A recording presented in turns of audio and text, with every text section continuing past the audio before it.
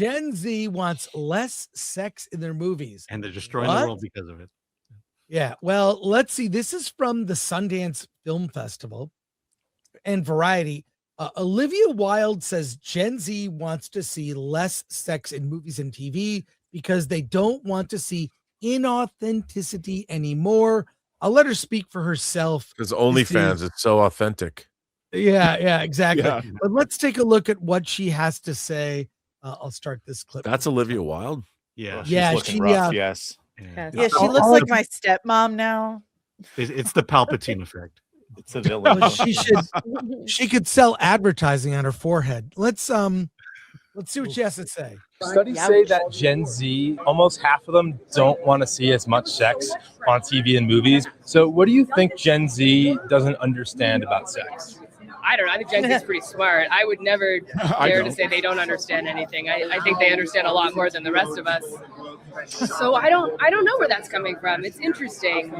I think that, the way that sex has been portrayed in film for a long time hasn't been particularly realistic, or I think that there's been this kind of movement now towards authenticity, which is really good. So I choose to interpret that statistic maybe as Gen Z saying we don't want to see inauthenticity anymore. We want to see like real relationships, and we want to have something that feels more genuine. So I like that movement, and I think that this movie is just like an incredibly irreverent, playful take on showing this part of kind of the sexual evolution of a young person. And the whole idea is like, try things, live your life, experiment, and fall on your face and get back up. And sex is kind of used sort of as the metaphor for something that's really applicable to everybody's experience. Like, you're going to go through life and you should just be very open to what it allows you to experience. That sounds like an episode of Versus for a second there. Everybody talking.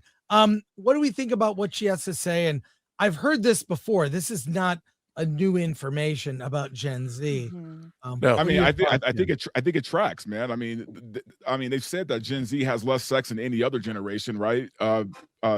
After it, so I mean, or before it, I mean, so I don't know how true that statement is, to be honest with you. I don't know if Gen Z really wants less sex.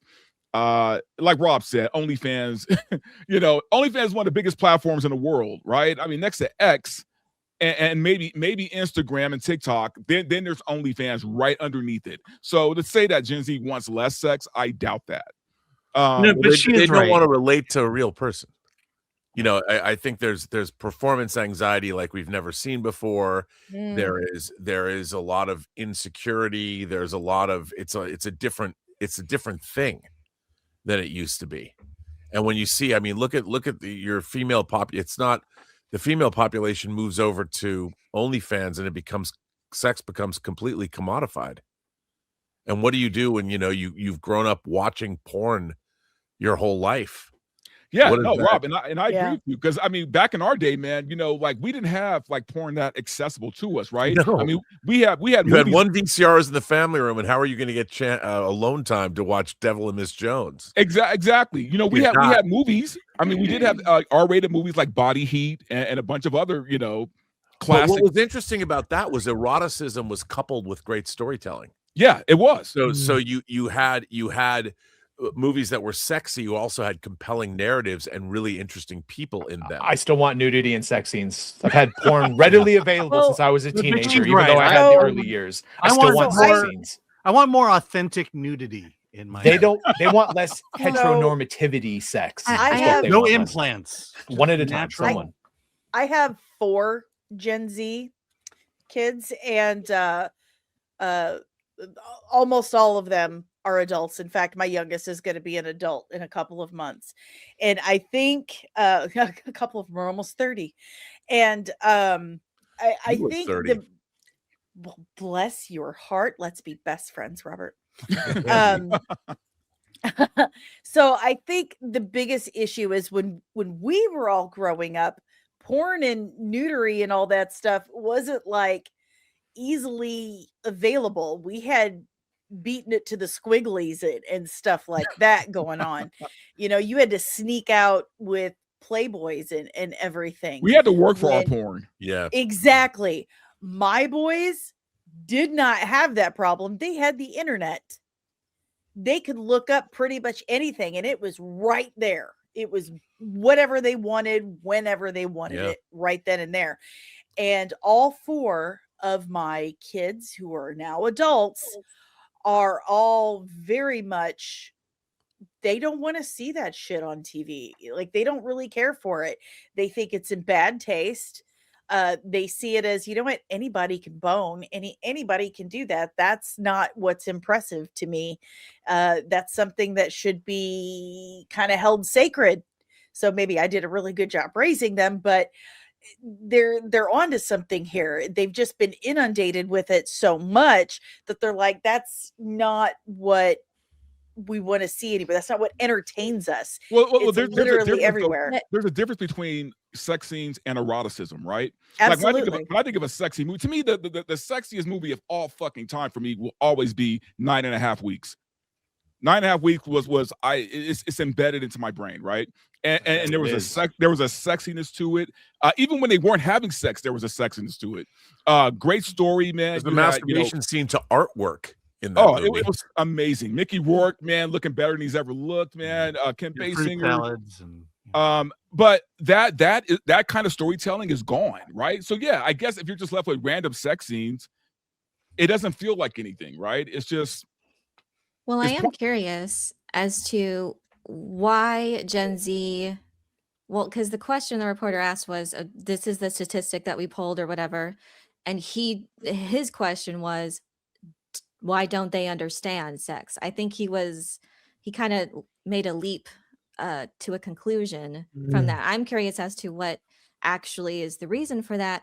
Me personally, not Gen Z, but I don't particularly enjoy sex scenes in films or TV shows. I'm like the Henry Cavill camp in that regard, because once you know that's going to happen, personally, I feel like the story stops there. It's just the sex scene then.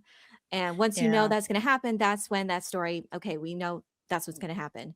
And there's no story being told during that process. That's just my personal taste. And maybe that could be as well, like you were saying, Danny, that if it's just not written well, if there's no story developing there in the relationship, I don't know, then, but that's just my personal taste. I don't know if that's the case with Gen Z. Here's the point. Well, The interviewer asked the question, why aren't Gen Z into sex?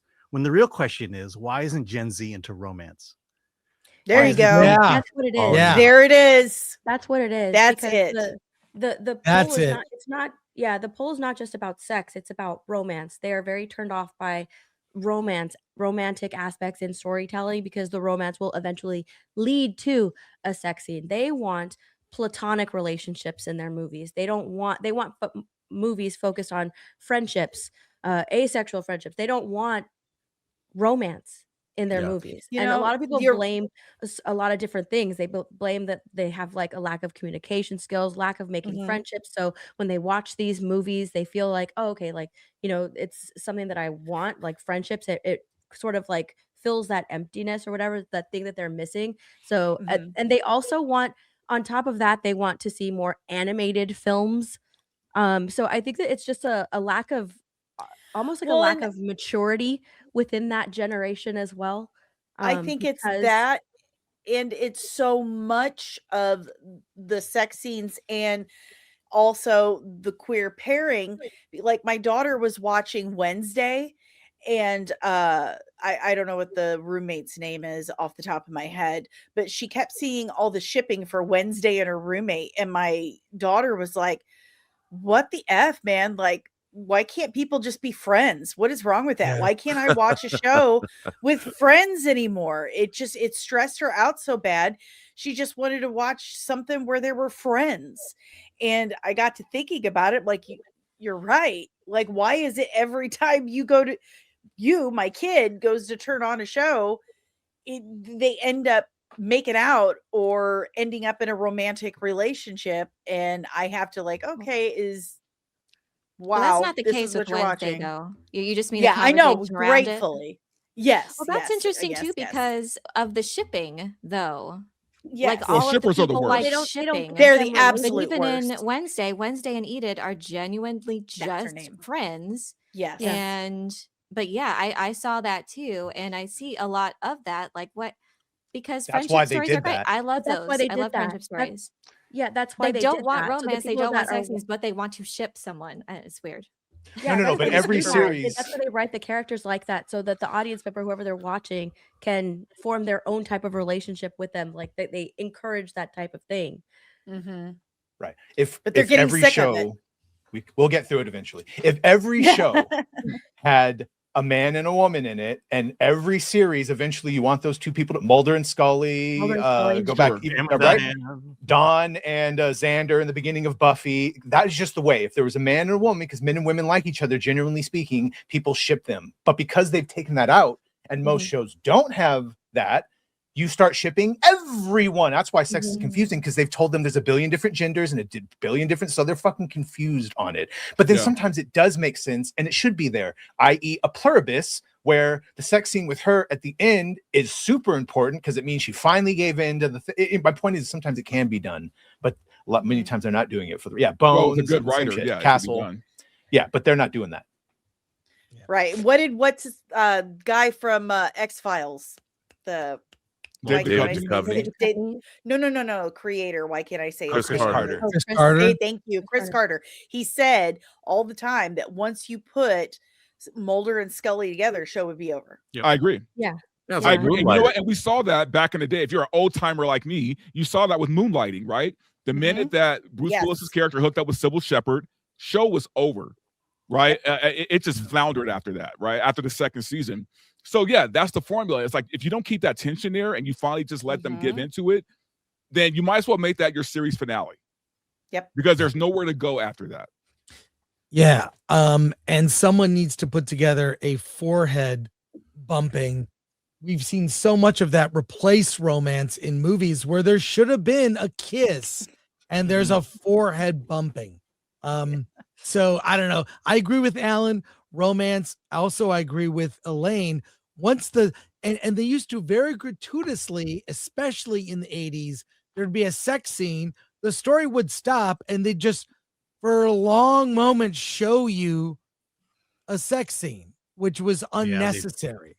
So unless Chris, it did drive the, like in the case of 9.5 Weeks, for instance, it was a movie about obsession, physical sexual obsession. But there's also, like in Basic Instinct, when Catherine Trammell and Michael Douglas finally get together, the whole sex scene, and Paul Verhoeven said he shot sex scenes like action scenes. He'd storyboard them all because it was a suspense scene. Like, is she gonna kill him? Right. And if you saw the great like body heat and all that, the point of that eroticism was is a man being manipulated by this woman, and if the sex scenes themselves are intrinsic to the plot of the movie, it can be really, really interesting. But just to get down and a lot of 80s and 70s movies, just boobs for the sake of titillation. The Specialist with Stallone and Sharon Stone is a perfect example of one that. of my It's just favorite like a 30 bad movies. I love it for I all the love it reasons you too. can guess, but yeah, I it love just it. stops to have a 30-minute sex scene in the shower, which is great. You should all But watch there's it. too much of Stallone worshiping himself, and I'm like, show me more Sharon Hey man, Stone. if I had that body, I'd be doing it too. But yeah, more Hey, Sharon. let's be honest here. Like that, especially back in those times, like I'm talking like late 90s, early 2000s, there was a very thin line between I don't know, an erotic movie and softcore porn, right? Like there was like this weird things. There was like a weird thin line, especially like when we're talking like Red Shoe Diaries and some of these other like Cinemax type, brought you USA by King, all who brought night. you 9.5 Weeks. But I mean, it's a thin line. I mean, and that line is divided by a good writer, right? Because a good writer can make a softcore porn look like, just a sexy movie.